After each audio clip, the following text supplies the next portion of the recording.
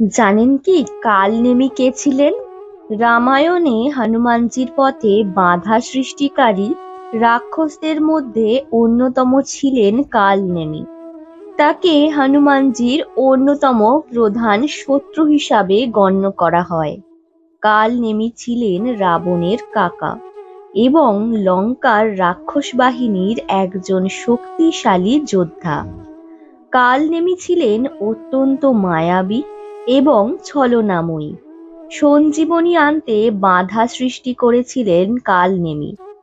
কালনেমি হনুমানজিকে পথভ্রষ্ট করার জন্য হিমালয়ে একটি নকল আশ্রম তৈরি করেন এবং নিজেকে এক পরম ঋষি বা সাধুর বেশে উপস্থাপন করেন।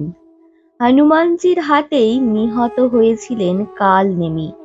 বলা হয় কালনেমি তার পরবর্তী জন্মে কংস রূপে জন্মগ্রহণ করেছিলেন এবং ভগবান শ্রীকৃষ্ণের দ্বারা নিহত হয়েছিলেন।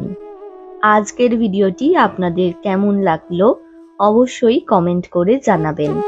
ভিডিওটি আপনার কাছের মানুষের সাথে শেয়ার করবেন। এই ধরনের আরো নতুন নতুন ভিডিও দেখার জন্য সাবস্ক্রাইব করে এক্ষুনি চ্যানেলের সাথে যুক্ত হয়ে যান।